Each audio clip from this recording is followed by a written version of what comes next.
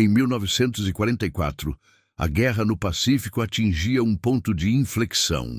O Império do Japão, embora sob crescente pressão, mantinha uma forte crença na eficácia de suas defesas aéreas. Anos de investimento haviam criado uma rede robusta, composta por artilharia antiaérea e uma força de caças interceptadores, como o Zero e o Ki-44, otimizados para combater ameaças em altitudes médias. A estratégia defensiva japonesa estava fundamentada na expectativa de que aeronaves inimigas operariam dentro de parâmetros conhecidos, limitados por tecnologia e alcance. Contudo, essa confiança seria abalada por uma máquina de guerra que o Japão jamais previu. O Boeing B-29 Super Fortress surgiu como uma surpresa tecnológica devastadora. Não era apenas um bombardeiro de longo alcance. Era uma plataforma projetada para operar em uma dimensão diferente da guerra aérea. Sua capacidade de voar na estratosfera, a altitudes que rotineiramente excediam os 9.000 metros ou 30.000 pés, o colocava acima da maioria das ameaças terrestres e aéreas japonesas. Os interceptadores japoneses lutavam para alcançar essas alturas, e quando o faziam, sua performance era drasticamente reduzida devido ao ar rarefeito, tornando-os lentos e ineficazes contra o Super Fortress. A combinação de altitude extrema, longo alcance e velocidade significativa conferia ao B-29 uma vantagem sem precedentes. Ele podia decolar de bases distantes, cruzar vastas extensões do Oceano Pacífico e atingir o arquipélago japonês, operando em um teto de águia que o tornava praticamente intocável. Essa capacidade de ataque profundo, com um alcance que poderia ser comparado ao de um míssil balístico intercontinental da era posterior, permitia que a Força Aérea Americana levasse a guerra diretamente ao coração industrial e urbano do Japão. Era um alcance continental, permitindo que as bombas caíssem sobre Tóquio e outras cidades importantes, mesmo quando as bases americanas estavam a mais de 2.500 quilômetros de distância. O impacto psicológico e militar dessa nova realidade era imenso. As defesas japonesas, embora corajosas, estavam desequipadas para enfrentar um inimigo que operava em uma esfera tão elevada. O B-29 não apenas entregava sua carga destrutiva, ele o fazia com uma impunidade que frustrava e desmoralizava. A presença constante desses gigantes voadores no céu, muitas vezes invisíveis aos olhos no solo, simbolizava uma ameaça onipresente e inatingível. O Japão enfrentava agora um desafio sem precedentes, um inimigo que reescrevia as regras da guerra aérea, transformando o céu em uma rodovia de destruição que suas defesas não podiam contestar de forma eficaz. Em meados de 1944, a guerra no Pacífico entrava em sua fase mais decisiva. As forças aliadas, após uma série de campanhas de salto entre ilhas, aproximavam-se implacavelmente do arquipélago japonês. Nesse período, entre 1944 e 1945, a estratégia americana mudou de uma campanha tática para uma ofensiva de larga escala, visando a paralisia completa da máquina de guerra japonesa. O objetivo não era mais apenas conquistar territórios isolados, mas sim destruir a capacidade industrial, logística e a moral do inimigo em sua própria pátria. Para concretizar essa estratégia, era essencial estabelecer bases aéreas avançadas que pudessem lançar ataques de longo alcance contra o Japão. A resposta veio com a conquista das Ilhas Marianas. Após batalhas ferozes e custosas, Saipan, Tinian e Guam foram asseguradas. Essas ilhas, localizadas a aproximadamente 400 quilômetros do território japonês, representavam uma distância imensa para a maioria das aeronaves da época. No entanto, para o B-29 Super Fortress, essa distância estava dentro de seu alcance operacional, transformando as Marianas em plataformas de lançamento ideais. A importância estratégica das Marianas não podia ser subestimada. elas foram rapidamente convertidas em gigantescos porta-aviões inafundáveis. Centenas de milhares de homens e toneladas de equipamentos foram mobilizados para construir uma infraestrutura sem precedentes em tempo de guerra. Pistas de pouso e decolagem foram construídas e expandidas para acomodar os pesados B-29s, juntamente com hangares, depósitos de combustível, oficinas de manutenção, hospitais e alojamentos. A ilha de Tinian, por exemplo, foi transformada em uma das maiores e mais movimentadas bases aéreas do mundo, com 6 pistas paralelas, cada uma com mais de 2.500 metros de comprimento. Essa vasta rede de bases permitiu que a Força Aérea Americana operasse em uma escala industrial, lançando ondas contínuas de bombardeiros contra o Japão. A campanha a partir das Marianas não era uma série de ações táticas isoladas. Era uma ofensiva estratégica coordenada, projetada para desmantelar o Japão peça por peça. Os ataques visavam centros industriais, portos, refinarias de petróleo e cidades inteiras, com o objetivo de quebrar a capacidade de produção de guerra e a vontade de lutar da nação japonesa. O palco estava montado para uma fase da guerra onde a distância e a altitude deixariam de ser barreiras e o coração do Japão seria exposto a uma ameaça vinda dos céus. O B-29 Super Fortress não era apenas um avião grande. Sua verdadeira genialidade residia no seu coração mecânico e nas inovações tecnológicas que o impulsionavam. No centro de sua capacidade estava o motor Wright R3350 Duplex Cyclone, um dos mais potentes motores a pistão já construídos. Este motor radial de 18 cilindros, dispostos em 2 estrelas, era capaz de gerar mais de 200 cavalos de potência. No entanto, a simples potência bruta não seria suficiente para as missões ambiciosas do B-29. O desafio fundamental para qualquer aeronave que operasse em grandes altitudes era a densidade do ar. À medida que um avião sobe, o ar se torna progressivamente mais rarefeito, o que significa menos oxigênio disponível para a combustão nos motores e menos pressão para alimentar os compressores convencionais. Sem uma solução para este problema, a potência do motor diminuiria drasticamente, limitando o teto operacional e a capacidade de carga. Foi aqui que o sistema de turbo supercharging, ou turbocompressores, se tornou o diferencial tecnológico do B-29. Esta inovação permitiu que a aeronave mantivesse sua potência máxima mesmo em altitudes extremas, onde o ar é rarefeito. O sistema funcionava capturando os gases de escape quentes dos motores, que normalmente seriam desperdiçados. Esses gases eram direcionados para girar uma turbina, que por sua vez acionava um compressor. O compressor, girando em velocidades altíssimas, forçava o ar rarefeito de volta para dentro do motor, pressurizando-o antes da combustão. Isso simulava as condições de ar mais denso encontradas em altitudes mais baixas, garantindo que os motores recebessem oxigênio suficiente para operar com eficiência máxima. Cada B-29 era equipado com 4 desses motores R3350, e cada um deles tinha 2 turbocompressores, totalizando 8 unidades de turbo supercharging por aeronave.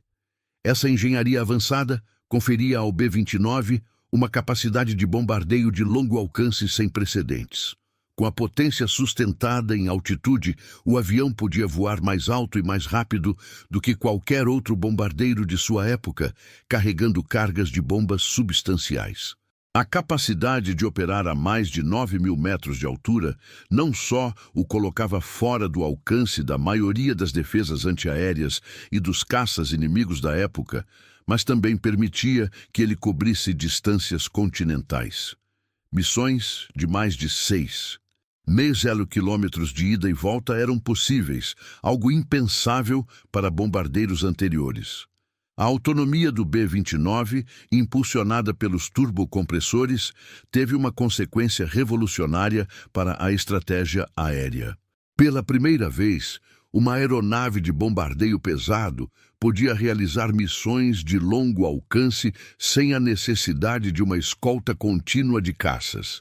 Embora caças de escolta de longo alcance, como o P-51 Mustang, tivessem se mostrado eficazes na Europa, a distância das bases aliadas nas Marianas até o Japão tornava a escolta de caças inviável para a totalidade das missões. Os turbocompressores do B-29 resolveram esse problema, permitindo que o bombardeiro se defendesse em grande parte pela sua altitude e velocidade, tornando-o um adversário solitário e formidável no céu. Esta capacidade de operar de forma independente em profundidade no território inimigo foi um marco na história da aviação militar. A tecnologia dos turbocompressores, embora brilhante, não estava isenta de desafios. O calor gerado pelos gases de escape e as altas velocidades de rotação das turbinas exigiam materiais avançados e um sistema de resfriamento complexo. Além disso, a manutenção desses sistemas era intensiva, exigindo uma equipe altamente especializada e peças de reposição constantes. No entanto, os benefícios estratégicos superavam em muito as complexidades operacionais. A capacidade de manter a potência em altitude permitiu que o B-29 carregasse até 9 toneladas de bombas, ou mais de 20. 0 libras em missões de longo alcance. Essa combinação de teto operacional elevado, alcance estendido e grande capacidade de carga útil transformou o B-29 de um mero bombardeiro em uma arma estratégica capaz de redefinir o curso da guerra no Pacífico. Ele era, em essência, a manifestação física da capacidade americana de projetar poder aéreo em escala massiva e com precisão devastadora. Uma máquina que operava em uma dimensão que o Japão simplesmente não estava preparado para enfrentar. A introdução do B-29 Super Fortress no Teatro de Operações do Pacífico criou um contraste brutal entre as capacidades ofensivas americanas e as defesas japonesas existentes. As forças imperiais haviam investido significativamente em sua rede de defesa aérea, que incluía uma vasta quantidade de artilharia antiaérea e uma frota de caças interceptadores. No entanto, esses sistemas foram projetados e otimizados para combater aeronaves em médias altitudes, tipicamente abaixo dos 7.000 metros ou 23.000 pés. A artilharia antiaérea japonesa, composta por canhões de 75 mm, 88 mm e 120 possuía um teto operacional eficaz limitado. Embora alguns projéteis pudessem alcançar altitudes mais elevadas, sua precisão e letalidade diminuíam drasticamente à medida que a altitude aumentava.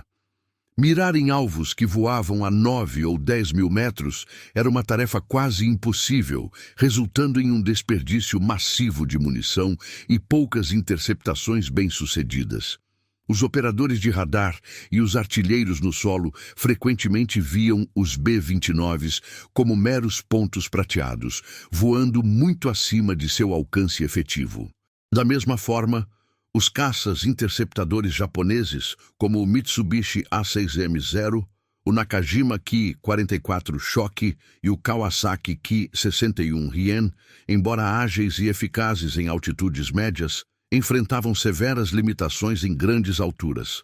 Seus motores não eram equipados com os sistemas de turbocompressores avançados que impulsionavam o B-29, o que significava que perdiam potência rapidamente à medida que subiam. A performance de voo caía drasticamente, tornando-os lentos, com pouca capacidade de manobra e com uma taxa de subida insuficiente para interceptar os bombardeiros americanos de forma eficaz. Além disso, a falta de cabines pressurizadas na maioria dos caças japoneses impunha um limite fisiológico aos pilotos, que sofriam com a falta de oxigênio e as baixas temperaturas, reduzindo seu tempo de combate em altitude e sua capacidade de reação. O B-29, operando rotineiramente a 9 e 10 quilômetros de altura, o equivalente a 30 a 33 mil pés, voava em uma dimensão que o tornava praticamente imune aos ataques convencionais no início da campanha de bombardeio. Essa altitude não apenas o colocava fora do alcance da maior parte da artilharia antiaérea, mas também o deixava inatingível para a grande maioria dos caças japoneses que lutavam para escalar até seu nível. Quando um interceptador japonês conseguia, com grande esforço, atingir uma altitude próxima à dos B-29s, sua velocidade era reduzida, a capacidade de manobra comprometida e o armamento de bordo, muitas vezes de menor calibre e sem a balística adequada para o ar rarefeito, mostrava-se ineficaz contra a estrutura robusta do Super Fortress. Essa superioridade tática do B-29 gerou uma profunda frustração entre as forças japonesas. A capacidade de observar os bombardeiros americanos cruzando o céu, sem serem efetivamente contestados, jogando sua carga destrutiva sobre cidades e fábricas, era desmoralizante. A nova dimensão da guerra aérea imposta pelos Estados Unidos, onde o céu acima de 9 mil metros se tornava uma rodovia exclusiva para os B-29s, significava que o Japão não podia mais proteger seu território com as defesas que havia cuidadosamente construído. A imunidade inicial do Super Fortress no céu inatingível foi um fator decisivo que permitiu aos americanos intensificar a pressão sobre o arquipélago japonês, redefinindo as regras do combate aéreo no Pacífico. Inicialmente, a campanha de bombardeio do B-29 sobre o Japão era conduzida de grandes altitudes, na esperança de atingir alvos industriais específicos com precisão. No entanto, essa estratégia revelou-se menos eficaz do que o esperado. As condições meteorológicas adversas sobre o Japão, incluindo fortes ventos de jato e cobertura de nuvens frequente, dificultavam a mira precisa de 30 mil pés de altura. Além disso, as bombas de alto explosivo, embora poderosas, não estavam causando a interrupção industrial e a desmoralização necessárias para acelerar o fim da guerra. A estrutura industrial japonesa, muitas vezes descentralizada e integrada a pequenas oficinas e residências, era resiliente a ataques pontuais. Foi em março de 1945 que a estratégia americana sofreu uma mudança radical e calculada, liderada pelo Major-General Curtis LeMay, comandante do 21º Comando de Bombardeiros. Em um movimento audacioso e controverso, LeMay ordenou que os B-29s descessem de seu teto operacional inatingível para altitudes muito menores, tipicamente entre 5 mil e 10 mil pés. Para maximizar a carga de bombas e a velocidade, muitas das metralhadoras defensivas e munições foram removidas e as missões passaram a ser realizadas à noite, sem escolta de caças, para evitar os interceptadores japoneses que ainda operavam em altitudes médias durante o dia. O objetivo dessa nova tática era devastar as cidades japonesas com uma eficiência logística calculada, transformando seus centros urbanos em alvos primários. A arma escolhida para essa nova fase da guerra eram as bombas incendiárias, em particular as M69, que continham napalm. Essas bombas eram lançadas em grande quantidade, criando incêndios que rapidamente se espalhavam pelas densas áreas residenciais e industriais japonesas, construídas predominantemente com madeira e papel. A intenção era gerar tempestades de fogo que consumiriam vastas áreas, destruindo não apenas grandes fábricas, mas também as inúmeras pequenas oficinas que compunham uma parte vital da produção de guerra japonesa. Essa mudança de estratégia transformou a natureza da guerra no Pacífico. O primeiro grande ataque incendiário, ocorrido na noite de 9 para 10 de março de 1945 sobre Tóquio, é um exemplo brutal dessa nova abordagem. Centenas de B-29s lançaram mais de 1.600 toneladas de bombas incendiárias, criando uma tempestade de fogo que matou dezenas de milhares de pessoas e destruiu mais de 40 quilômetros quadrados da cidade em poucas horas. Essa campanha de bombardeio incendiário sistemático foi replicada em dezenas de outras cidades japonesas, visando desmoralizar a população civil, quebrar a capacidade industrial e logística do Japão e forçar a rendição. A decisão de descer para queimar cidades com tal eficácia marcou uma escalada na brutalidade do conflito. Mas os planejadores americanos a consideravam um meio necessário para acelerar o fim da guerra e evitar uma invasão terrestre ainda mais custosa. A capacidade de projeção de poder do B-29 Superfortress era quantificável e devastadora, redefinindo a escala da destruição na guerra aérea. Operando em altitudes que variavam entre 31 e 33 mil pés, o equivalente a aproximadamente 400 a 10,00 metros, cada uma dessas aeronaves gigantes podia transportar uma carga útil impressionante. Em missões típicas, um único B-29 carregava entre 5 e 9 toneladas de bombas, o que se traduzia em cerca de 10,00 a 20,000 libras de poder explosivo ou incendiário.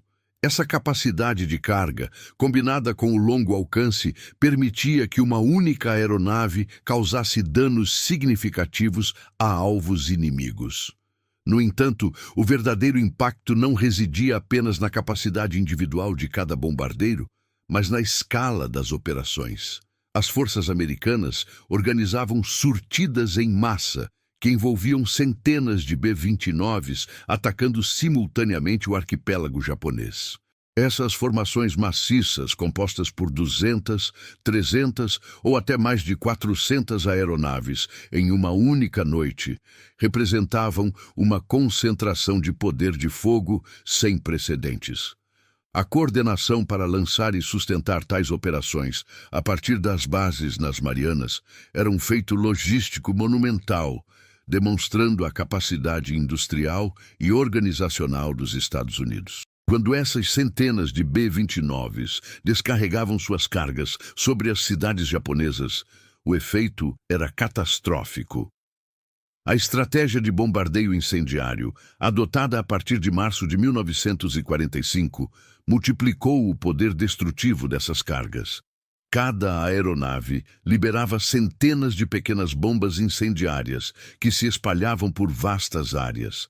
Em uma única noite, milhares de toneladas de material incendiário eram despejadas sobre os centros urbanos. O ataque a Tóquio em 9 e 10 de março de 1945, por exemplo, envolveu 334 B-29s, que lançaram aproximadamente 665 toneladas de bombas incendiárias, resultando na destruição de mais de 40 quilômetros quadrados da cidade e na morte de dezenas de milhares de pessoas. Essa capacidade de ataque em massa reconfigurou completamente a guerra industrial japonesa. As fábricas, muitas vezes dispersas e integradas a complexos residenciais, foram sistematicamente destruídas. A produção de aeronaves, navios, munições e outros equipamentos de guerra foi severamente comprometida. A infraestrutura vital, incluindo portos, ferrovias, pontes e redes de comunicação, também se tornou alvo prioritário. A destruição das ferrovias, por exemplo, impedia o transporte de matérias-primas para as fábricas e de produtos acabados para as frentes de batalha.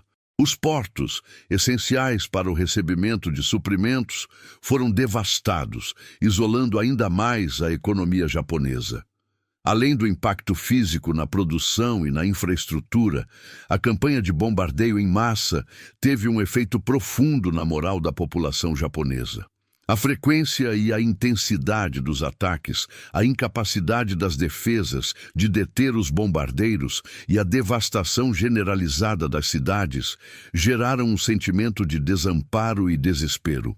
Milhões de pessoas ficaram desabrigadas e a luta pela sobrevivência diária se tornou uma prioridade. Essa pressão constante minou a vontade de lutar e a capacidade do governo de manter o apoio popular à guerra. Os números do B-29 não eram apenas estatísticas de engenharia. Eram a medida da capacidade americana de projetar poder aéreo em uma escala sem precedentes, transformando o céu japonês em um palco para uma destruição metódica e avassaladora. A combinação de alta altitude, vastas cargas de bombas e surtidas em massa desmantelou a capacidade de guerra do Japão, preparando o terreno para o desfecho final do conflito. Para os homens a bordo de um B-29 Super Fortress, o ambiente era de um contraste marcante. A mais de 9.000 metros de altura, o mundo exterior era um reino de frio extremo e ar rarefeito. Mas dentro das cabines pressurizadas, a temperatura era suportável e o oxigênio abundante. Esta pressurização era vital para a sobrevivência e o desempenho da tripulação em missões que duravam muitas horas. O som predominante não era o rugido ensurdecedor que se esperaria de 4 motores radiais de 200 cavalos de potência. Em vez disso, era um sussurro constante dos sistemas de ventilação e pressurização. Um zumbido mecânico que permeava o espaço confinado. As janelas, expostas às temperaturas glaciais da estratosfera, frequentemente desenvolviam camadas de gelo, transformando a vista panorâmica em uma paisagem esmaecida e distorcida, com apenas vislumbres do vasto azul escuro acima e da nebulosidade abaixo.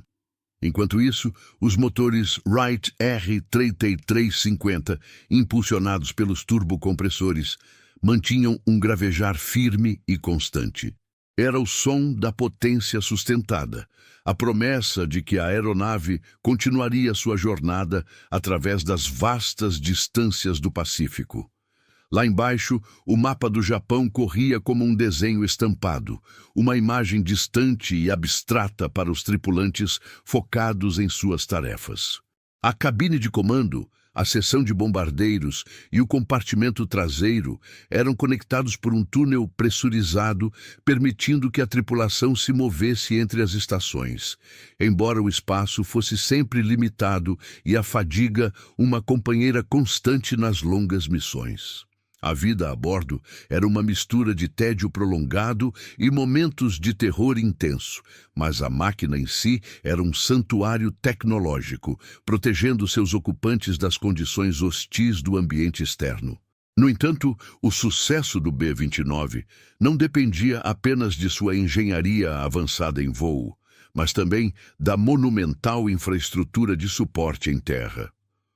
A complexidade do sistema de turbocompressores, com suas turbinas de alta velocidade e temperaturas extremas, exigia uma cadeia de manutenção inédita. Cada um dos 4 motores, R3350, tinha 2 turbocompressores, totalizando 8 unidades que operavam sob imenso estresse térmico e mecânico. Essas peças, juntamente com os sistemas de pressurização, eletrônicos sofisticados, armamento defensivo e o próprio motor, demandavam inspeções e reparos constantes. A manutenção de uma frota de centenas de B-29s não era apenas uma tarefa, era uma operação industrial em si. As recém-conquistadas Ilhas Marianas, como Tinian e Guam, foram rapidamente transformadas em cidades voadoras. Essas bases aéreas não eram meros campos de pouso, eram complexos gigantescos que operavam 24 horas por dia, 7 dias por semana.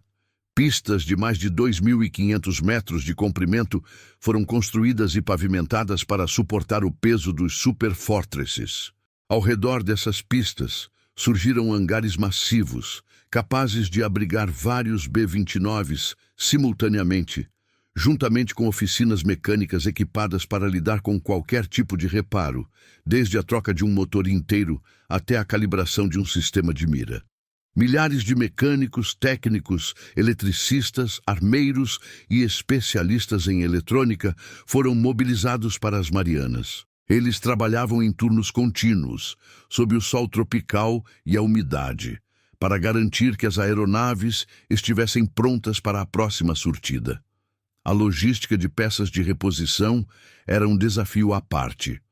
Motores, hélices, componentes de turbocompressores e milhares de outras peças eram transportados por navio e avião dos Estados Unidos, atravessando milhares de quilômetros de oceano.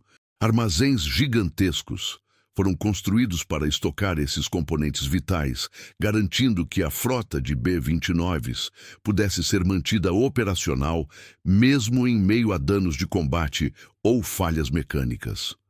A vida nessas bases era uma rotina incessante de trabalho duro e espera. A cada retorno de uma missão, as equipes de terra corriam para inspecionar e reparar as aeronaves, muitas vezes sob a pressão de uma próxima onda de ataques. Os B-29s eram reabastecidos, rearmados e verificados em um ciclo contínuo, transformando as Marianas em um centro nevrálgico de poder aéreo. Essa cadeia de manutenção inédita, com sua escala e complexidade, foi tão crucial para o desfecho da guerra quanto a própria tecnologia dos bombardeiros. Ela permitiu que os Estados Unidos sustentassem uma campanha de bombardeio estratégico implacável, demonstrando não apenas a capacidade de projetar poder, mas também a resiliência logística necessária para mantê-lo. As operações do B-29 Superfortress, a partir de suas bases nas Marianas, culminaram em consequências abrangentes que redefiniram o curso da guerra no Pacífico. A capacidade de atacar em profundidade, com aeronaves que operavam em altitudes inatingíveis para a maioria das defesas japonesas e carregavam cargas devastadoras, quebrou sistematicamente os pilares da resistência do Japão. A produção industrial japonesa foi severamente comprometida.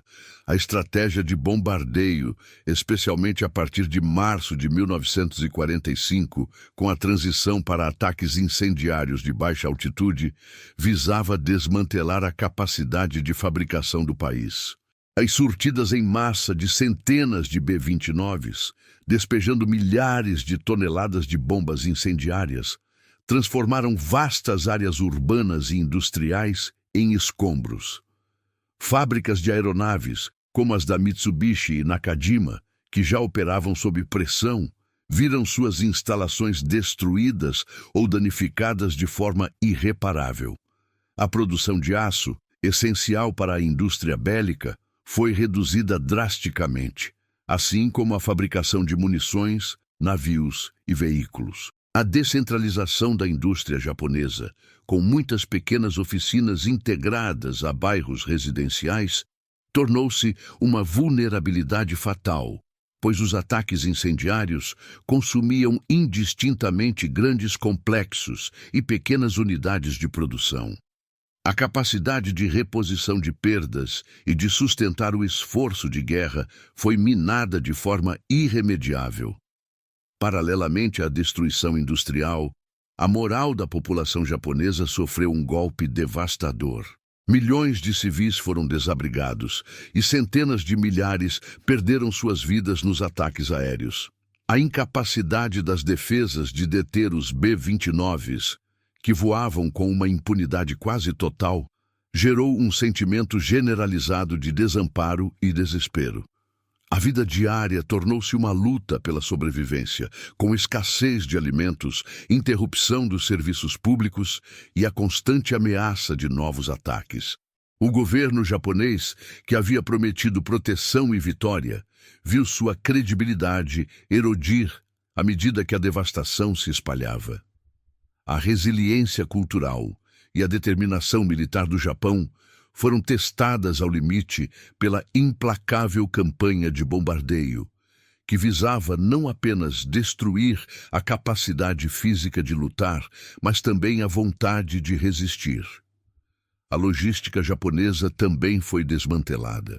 A infraestrutura de transporte, vital para um país insular, dependente de importações e de uma rede interna eficiente, foi um alvo prioritário. Ferrovias, pontes, portos e depósitos de combustível foram sistematicamente atacados. A destruição dos portos impedia a chegada de matérias-primas e a distribuição de bens essenciais, enquanto a interrupção das ferrovias paralisava o movimento de tropas e suprimentos dentro do arquipélago. A escassez de combustível, já agravada pela guerra submarina aliada, tornou-se crítica, limitando a capacidade de operação de aeronaves, navios e veículos terrestres. Essa desorganização logística impediu que os recursos remanescentes chegassem onde eram necessários, criando um estrangulamento que afetou todas as facetas do esforço de guerra japonês. Em conjunto, a quebra da produção industrial, a erosão da moral e o colapso logístico prepararam o terreno para o desfecho da guerra. Em meados de 1945, o Japão estava exausto e isolado. Sua capacidade de resistir a uma invasão em grande escala gravemente comprometida.